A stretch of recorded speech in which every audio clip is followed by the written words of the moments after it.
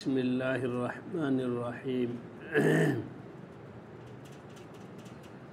बल्कि उस शख्स के लिए वाजिब है कि खलवत गुज़ी हो ताकि उसके इख्तिलास से लोगों को ईज़ा ना पहुँचे और अल्लाह ताला के बंदे उसकी शरारतों से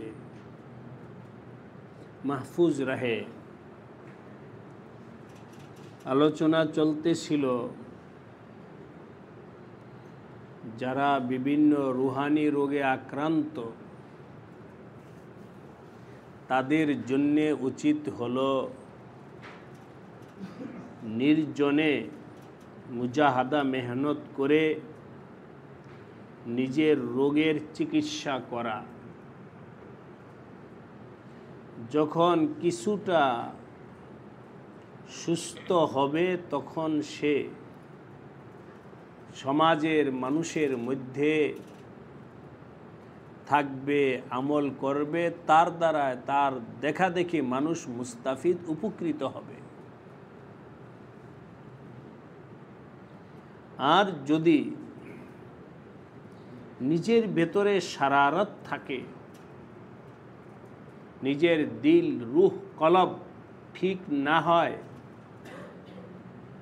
তাহলে তার দ্বারা মানুষ কষ্ট পাবে।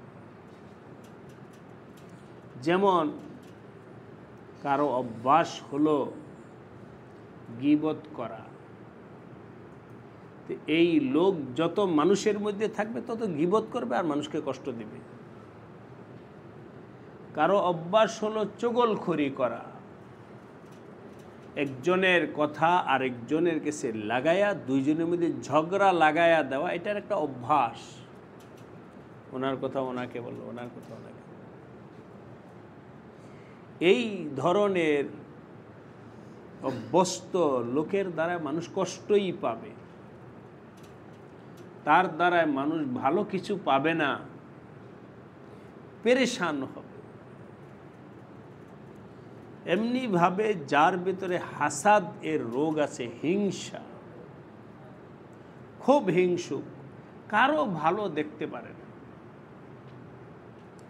তাহলে এই লোকের কি অবস্থা হবে? হিংসুকের দ্বারা মানুষ ভালো কিছু পায় না। এই ধরনের রোগে আক্রান্ত লোকদের জন্য উচিত হলো তুমি নির্জনে চলে যাও, নিজের রোগের চিকিৎসা করো। আর নতুবা কি হবে? খাসিরাত দুনিয়া ওয়াল আখিরা, দুনিয়াও নষ্ট হবে, আখিরাতও নষ্ট হবে। इसलिए कि गैर मुहज़्ज़ब पाबंद हो, हवा व हौस शख्स से बजुज़ इन बातों के क्या तवक्कुह हो सकता है? তরবিয়ত ইয়াফতা লোক ছাড়া, যেই লোকের চিকিৎসা হয় নাই, কোনো শায়েখ এর তত্ত্বাবধানে নিজেকে সংশোধন করতে পারে নাই, এই ধরনের লোক দ্বারা কি আশা করা যায়? ভালো কোনো আশা করা যায় না। और बनज़्र इंसाफ देखा जाए तो हदीस खुद खलवत की तायद कर रही है, क्योंकि मोमिन का तज़किरा है जिससे मुराद मोमिन कामिल है। मोमिनेर जन्ने उचित निजे नेकामल करबे, आरेकजनके नेकामलेर दावात दिबे। बोले এই মুমিনের দ্বারা কোন মুমিন মুরাদ? মুমিনে কামেল মুরাদ, যার ভিতরে কামালিয়ত আছে, গুণ আছে, সিফাত আছে, और वही जो साले और मुहज़्ज़ब बन चुका हो। अगरचे बाज़ लोग उसके माना में नहीं समझे, माना नहीं समझे और इख्तिलात को मुतलक़न खलवत पर तरजीह देने लगे, ना बुझा যারা বলে এই নির্জনে জঙ্গলে বইরে থাকবে কে, কে সমাজে কাজ আছে না, এই আছে, সমাজে কাজ করতে হবে, অমুক করতে হবে, তমুক করতে হবে, তারা পরিপূর্ণভাবে দিন বোঝে নাই। কার জন্যে কোথায় কাজ সেটাও তো বুঝতে হবে।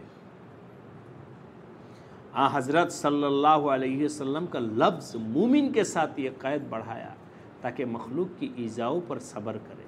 खुद बता रहा है कि मूमिन मुहज़्ज़ब मुराद है, उसी में उसका इशारा है। बस आए तालिब, গতকালের আলোচনা থেকে আমাদের আসছে এই কথাটা যে কোনো কোনো হাদিসে আসছে নির্জনে ইবাদত করার তুলনায় সমাজে থাকবে, সমাজের মানুষের কষ্টকে সবর করবে, এটা বেহতের, সমাজে থাকাটা বেহতের। ওই দুই হাদিসের তারুজের হল করতেছে। নির্জন বেহতের রুগীর জন্যে, যে অসুস্থ তার জন্যে হলো নির্জনে ইবাদত করা বেহতের, উত্তম। আর যেই লোক কিছুটা তরবিয়তওয়ালা হয়েছে, শিক্ষা পাইছে, তার জন্য উচিত যে তার দ্বারা যেন আরও মানুষ ভালো হয়। आए तालिब, बुराइयों और हवाए नफ्स की तरक करने में बहुत कोशिश कर,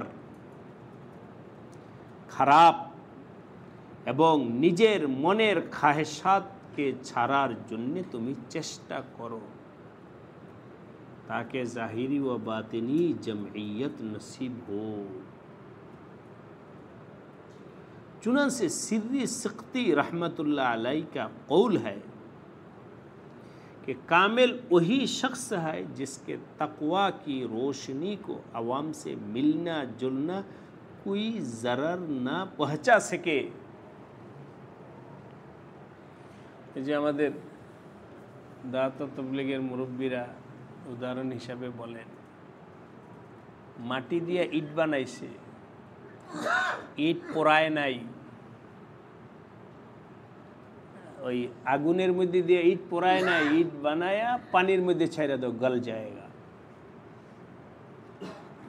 পানির মধ্যে ছাড়লে গলে যাবে। আর যেই ইট বানানোর পরে পোড়ানো হয়েছে,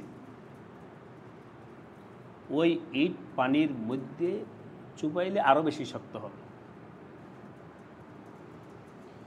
হযরত সিররি শক্তি বলেন, কামেল ওই ব্যক্তি যে তার ভেতরে তাকওয়া এত উচ্চ মানের হাসিল করছে যে সে যদি সমাজে চলে, সমাজের বিভিন্ন নাফরমানির হালাত তাকে তাকওয়া থেকে সরায় ফেলে না, মানে সে গলে যায় না, সে নিজের উপরে অটল থাকতে পারে, ওই ব্যক্তি হলো কামেল। আল ইয়াযু বিল্লাহ, যে ব্যক্তি সমাজের রঙে রঙ্গিত হয়ে যায়, গুনাহের পরিবেশে গেলে নিজেও জড়ায়া যায়, ওই ব্যক্তি কামেল নয়। তাকওয়া ज़रर ना पहुँचा सके, नीज मालूम कर ले कि सालिकू की तरबियत के लिए मशाइख के तर्ज व तरीक़े मुख्तलिफ और बकसरत है। हाँ, এটা হলো অভিজ্ঞতার ব্যাপার। কোনো এক রোগী, অসুস্থ ব্যক্তি এক ডাক্তারের কাছে গেছে, ওই ডাক্তার চিকিৎসা করছে এক ধরনের, এই ধরনের রোগ নিয়ে আরেকজন রোগী অন্য ডাক্তারের কাছে গেছে, ওই ডাক্তার চিকিৎসা করছে আরেক ধরনের। দুজনে আল্লাহর ফজলে ভালো হয়ে গেছে। তো প্রত্যেক ডাক্তার সে তার নিজের অভিজ্ঞতার আলোকে রোগীর চিকিৎসা করে। ঠিক এমনিভাবে আমাদের রুহের ভিতরে হিংসা, বিদ্বেষ, রিয়া, লৌকিকতা, অহংকার, হাসাদের যে রোগ আছে, এই রোগের চিকিৎসা করতে গেলে আল্লাহ ওয়ালাদেরও এক একজন এক একভাবে আমল করে থাকে। এগুলোকে ইখতিলাফ বলে না, এগুলো কর্মপন্থার ভিন্নতা। কথার কথা, আমি এখন ওই আলোচনায় যাব না। চিশতিয়া একটা তরিকা আছে, এই তরিকার মেহনত এক ধরনের। চিশতিয়া তরিকার মেহনত হলো জিকির আসকার বেশি করা। জিকির আসকারের বরকতে যেন আখলাকে রাজিলা, খারাপ মনোভাবটা যেন দুর্বল হয়ে যায়। উদাহরণ হিসাবে বলছি, আপনার এখানে যারা আছে সবাই রোজাদার। রোজাকে আল্লাহ পাক তাকওয়ার অন্যতম মাধ্যম বলেছে। চিন্তা করে দেখেন, রোজা ছাড়া আপনার মন গুনাহের দিকে যেমন দাবিত, রোজা অবস্থায় তুলনামূলক মনটা গুনার দিকে দাবিত কমে গেছে। রোজার আমলের দ্বারায় মানুষের গুনাহের আকর্ষণটা যেমন কমে যায়, ঠিক চিশতিয়া তরিকার মাশায়েখে কেরাম বলেন জিকিরের আমলের দ্বারায়ও মানুষের ভেতরে যে সমস্ত মন্দ অভ্যাস আছে, গুনাহ, রিয়া, হাসাদ আছে, ওগুলো দুর্বল হয়ে যায় জিকিরের বরকত। এই জন্য ওনারা জিকিরের প্রতি অনেক গুরুত্ব দিছে। আমাদের হযরত থানভী আলাইহির রহমা, হযরত মাদানী রহমাতুল্লাহ আলাইহি, একজন রোগী গেছে, কথার কথা যে হুজুর আমার একটা বদ অভ্যাস আছে। সে বদ অভ্যাস কি? বদ নজরি, মানে চোখের হেফাজত করতে পারি না, চোখ এদিক সেদিক যায়। এটা কি রোগ? এটা একটা রোগ। চোখ কেন খারাপ দিকে যাবে? এই রোগের চিকিৎসার জন্য গেছে তো চিশতিয়া তরিকার মাশায়েখ বলে তুমি জিকিরের ইহতেমাম করো, ঠিকমতো জিকির করো, ঠিকমতো জিকির করো। তখন সালেক বলে, তো চিকিৎসা কি হলো? আমি তো রোগের কোন বললাম চোখের রোগ, উনি বলেন জিকির করো।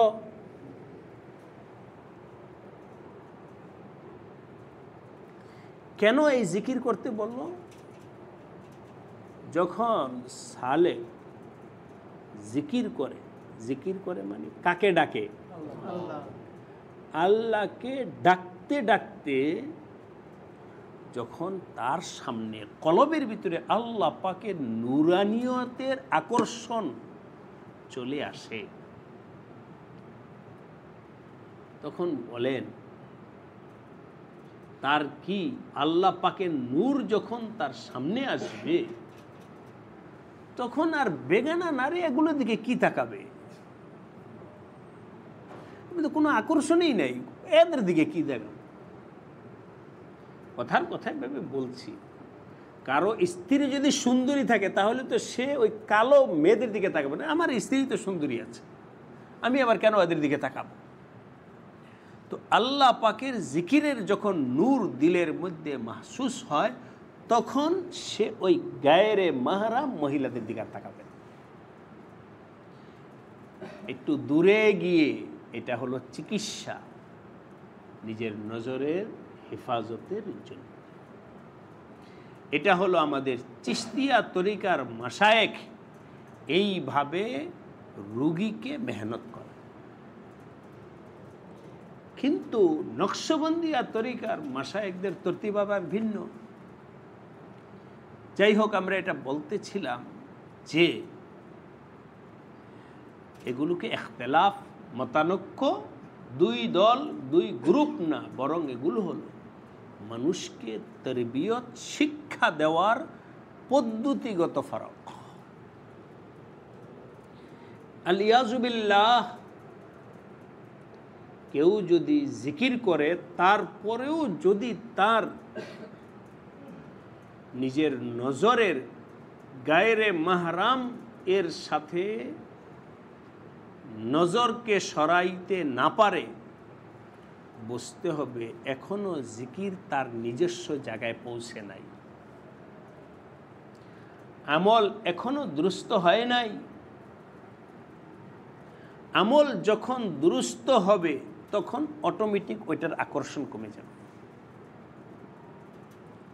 এমনি বুঝানোর জন্য আমি প্রায় বলি, কোনো ব্যক্তির সম্পর্ক হলো ডিসি সাহেবের সাথে বন্ধুত্বের সম্পর্ক, বলেন তো তার পুলিশের হাবিলদারের সাথে সম্পর্ক করার প্রতি আগ্রহ আছে?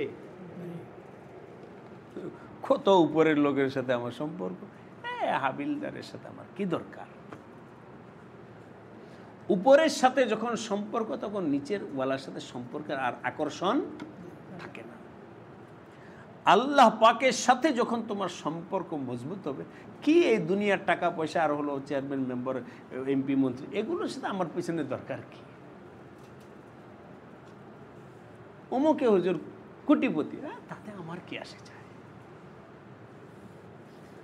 দুনিয়ার মানুষ নিজের ওয়াইট বাড়ানোর জন্য গিয়া বলে যে আমার গুলশানে 2টা বাড়ি আছে, মানে আমার মর্যাদা। তোমার মর্যাদা আমার কি আসে যায়? এই জন্যে আল্লাহ ওয়ালারা যাদের তাল্লুক হয় কার সাথে, তারা না দুনিয়ার টাকা পয়সা ওয়ালারা ওনাদের কাছে বড় থাকে, না ক্ষমতাওয়ালারা তার কাছে বড় থাকে। কারণ তার তো আকর্ষণ আরেক জায়গায় লাগা আছে। দিল লাগি পয়দা করা আল্লাহ পাকের সাথে। আমরা কেন টাকা পয়সা দেখলে লালায়িত হই? কেন ক্ষমতা এবং ক্ষমতা বলাকে দেখলে পিছনে ছোটার চেষ্টা করি? আসল জায়গায় আমাদের সম্পর্ক ভালো নেই। এই জন্যে বহুত আকাবির ও আসলাম, হযরত মির্জা মজহার জানে জানা রহমতুল্লাহ আলাই অনেক বড় আল্লাহ ওয়ালা ছিলেন। আমির বাদশারা ওনার কাছে আসতো পারমিশনের জন্য, সাক্ষাৎ করার জন্য। ওনার সাথে সাক্ষাৎ করার সুযোগ নাই, সাক্ষাৎ করার সুযোগ নাই, না করে দিছে আমির ওমর। যেটা আমাদের এক কিতাবের মধ্যে আসছে, কওমি মাদ্রাসায় পড়ায়, রওজুল আদব আরবি সাহিত্য কিতাব। ওই কিতাবের মধ্যে আছে প্রবাদ বাক্য আরবিতে, হাদিস না, প্রবাদ বাক্য। নি'মাল আমির ইলা বাবিল ফকির, কতই না ভালো ওই বাদশাহ যে আল্লাহ ওয়ালাদের দরবারে যায়। কে যায়? কার কাছে? ফকির দ্বারা মানে মুরাদ হলো আল্লাহওয়ালা। এটা কোনো বাহাদুরি নেই যে অমুক হুজুরকে ডাকিয়ে নিয়ে আসেন। কি জন্য ডাকিয়ে আনছেন? হুজুর আপনার থেকে একটু শেখার জন্য। শেখার জন্য ডাকিয়ে আনে না যায়? এদের তো মতলব খারাপ। এত সহজ নয় আল্লাহকে পাওয়া।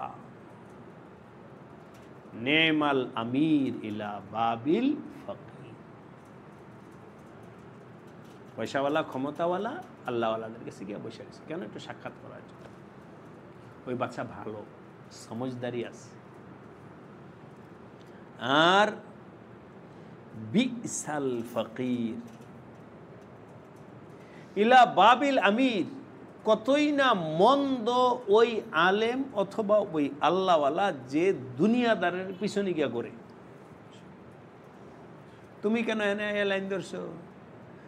এমপি সাহেবের সাথে সাক্ষাৎ করো। এখানে তো তোমার জায়গা না, এটা তো তোমার দরবার না, তোমার দরবার তো উপরওয়ালা। তুমি এখানে আসছো কেন? তোমার পরিচয় তুমি আল্লাহওয়ালা, তোমার পরিচয় তুমি আলেম, তোমার তো চাওয়া পাওয়া থাকবে উপরে। এখানে কেন তুমি আসছো? বিসাল ফকির, অনেক মন্দ ওই আলেম অথবা ওই আল্লাহওয়ালা যে ইলা বাবিল আমির, কার কাছে যায়? রাজা বাদশাদের কাছে যায়। আজকে তো ফখর কইরা বলে আমার অমুকের সাথে সম্পর্ক আছে। আরে দুনিয়াদারের সাথে সম্পর্ক রাখাটা তোমার ফখরের বিষয় না, তোমার হলো আল্লাহ তাআলার সাথে সম্পর্ক রাখা, এটা হলো ফখরের বিষয়।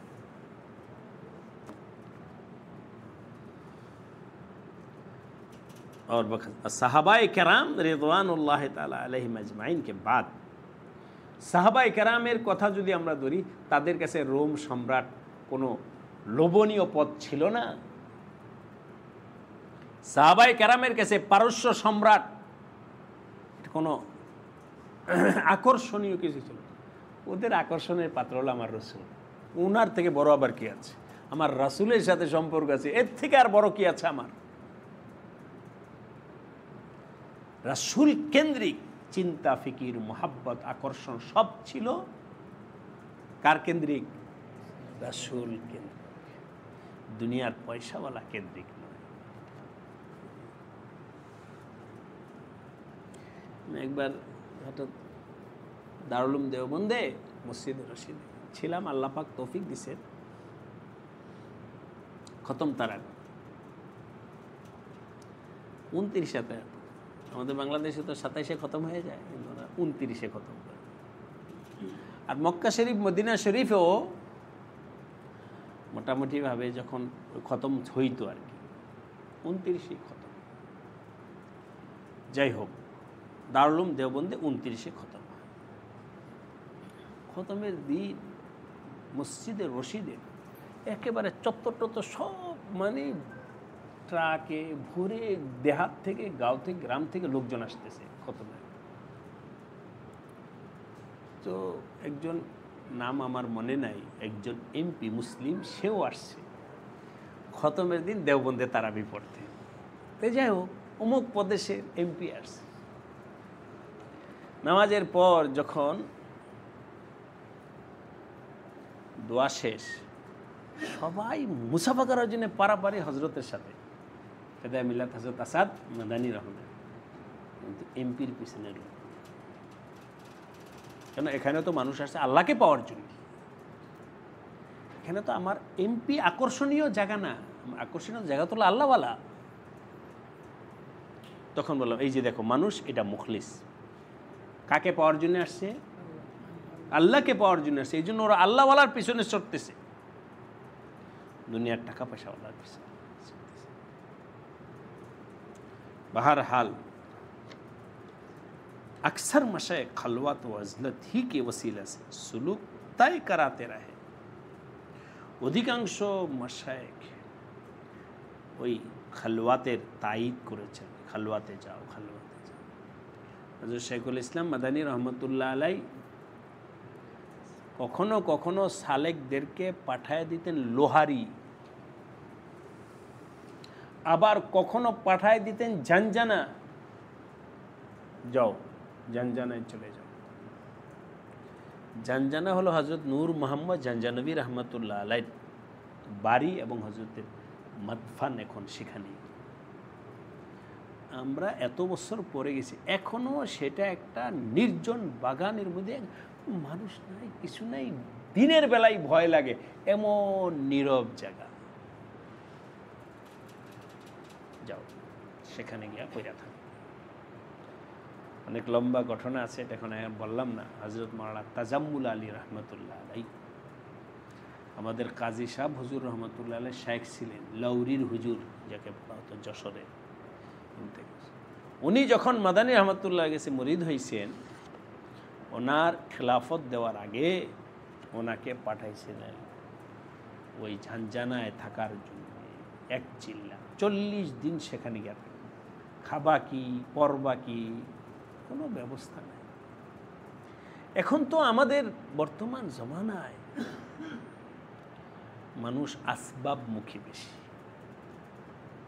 আচ্ছা, আমাকে ওখানে পাঠানো হলো, আমি থাকবো কোথায়, খাবো কি, মানে আসবাবের দিকেই তার প্রথম নজরটা। এটা একটা পরীক্ষা ছিল, তোমার নজর কি আল্লাহর দিকে না আসবাবের দিকে? আল্লাহ পাক আমাদের সবাইকে আল্লাহ পাকের সাথে গভীর তাল্লুক করার তৌফিক দান করেন। আমিন। দুরূদ শরীফ। আল্লাহুম্মা